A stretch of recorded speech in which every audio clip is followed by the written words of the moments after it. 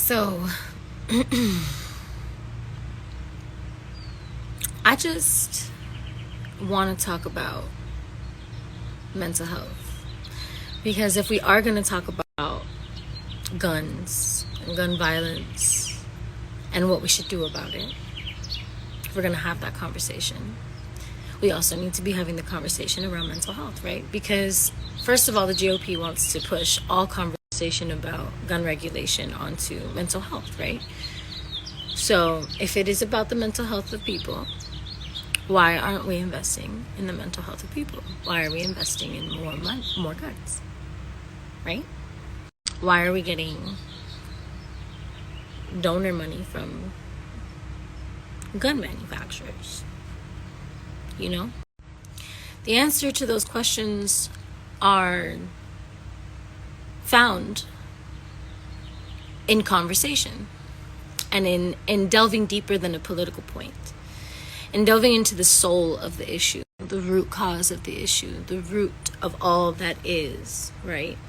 Which is that we are an extension of a settler colonial experiment. And we are currently living in the reality that is that. We are currently living in a diaspora of refugees and immigrants. I'm talking about America, of course, because this is a global issue in my opinion, but in no way is gun violence a global issue the way that it is in America, because most of the guns are brought there by America. You know, whether it's through our military or through our arms dealing. Right? So if people kill people, and it's not the gun's fault, it's not the AR-15's fault that it can shoot and kill so many people so quickly, right? It's not their fault. It's not the gun's fault. It's not the machine's fault. It's the person holding the machine, right? So if it's the person holding the machine, what are we doing as a collective to address the people behind the machine? Because usually the people behind the machine, I'm just talking statistics now, right? Just purely based off of what we're watching, right? It's mostly men. Yeah. And mostly folks who are aligned with white supremacist delusion and maintenance. Which, by the way, is the entire point of the empire, right? It's how capitalism and these systems that we see at play here, these sadistic systems that we all continue to play into. It is a cycle. These things come up always during election seasons. We are always reminded that voting is the way that we can solve these things. But even when we vote in record droves, people who we vote into office act like there's nothing that they can do. We have no competent leadership on conversations. And I mean, like, having real conversations where we can both be wrong, because I think we're all trying to figure out, I think the collective, the majority of us, don't want to live in a reality where people can pull up on us and kill us and our kids at graduations and at school and wherever else, right? We don't want to live in perpetual fear of automatic rifles being brought to a function. So if the GOP is going to continue to make the conversation about regulation, about mental health, then we need to actually talk about mental health. This is another thing about, like, pro-life, right? You cannot bring up pro-life and then not want to have a real-life conversation about real-life children being real-life murdered, because you're making real-life profit off of real-life death. Because at the end of the day, it's all noise. They're profiting off of this. The media profits off of it. The police, the state, the empire. They profit. And so as long as they profit, there's not going to be a change, because capitalism is about increasing profit. Increase in profit, exploitation of labor, exploitation of working class folks. And that's what we're seeing right now with inflation. Inflation is a concept, baby. Markets are made up by people who want to make more money. This is, we talk about shit like it is what it is. It's not what it is. It's the people who already make the most money wanting to make more money. That's all it is. It's hoarding. It's sadistic. It's criminalization of homelessness while the housing market is just absolutely astronomous. Like, preposterous. We are looking at things. I mean, I'm from Miami. I'm seeing what's happening in Miami. I'm like, because rich people want to live there and make more money. Because the government wants more money. Because, guys, you have to understand, states are corporate.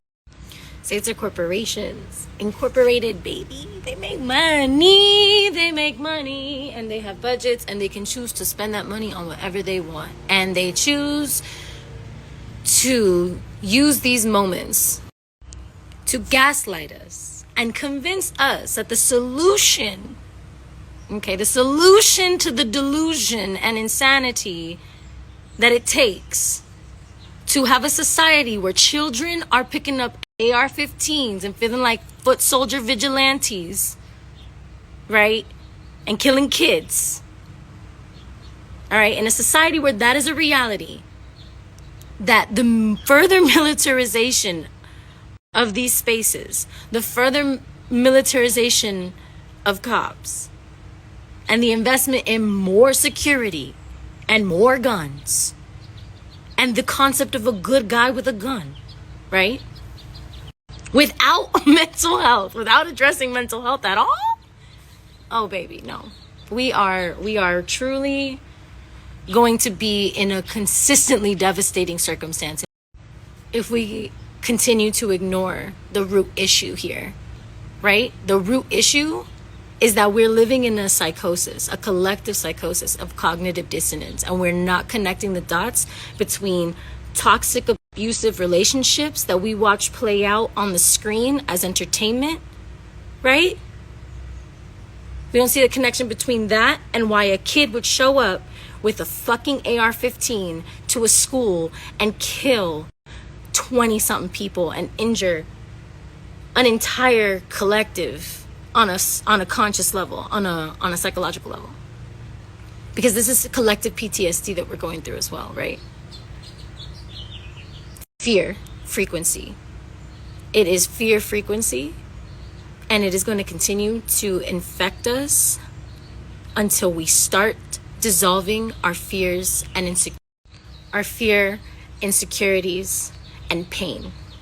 The suffering that has gone on across the board throughout history that is completely unaddressed and swept under the rug, and we pretend like it never happened, it's going to continue to do that until we talk about it. That is how trauma cycles happen. That is how abuse cycles happen. That is how intergenerational trauma is a thing. That is why racism, classism, sexism, and all of the ableism and all of the isms are able to continue to exist and thrive, because they maintain the fear frequency. They maintain the empire. And we, as a collective, need to talk about what we are going to do to challenge this reality. Because I don't want kids if they're going to grow up in a world like this. And I want kids. And that fucks me up. I just think that we need to have real conversations about the roots and the connections between the things that we are processing as a collective on such a public scale. And I think we need to be, I think leaders need to be more cognizant of the way that we talk about things. And I think that we all need to be okay with being wrong about some things in the process of learning to be better. Because right now, everybody's in denial and everybody is ready to fight, but not solve. And I know everyone that I know is exhausted, emotionally exhausted, watching just the constant tragedy, you know? And especially the way that the media chooses to report it, which is just, I mean, in my opinion, just savage. completely like OD, like in your face trauma and exploitation of trauma and rewriting of trauma and dramatization of trauma and all the movies and serial killer docs and all, you know what I mean? Like, you know, to each their own, but like we gotta talk about why we as a collective are so fascinated by so much death and why it's profitable for them.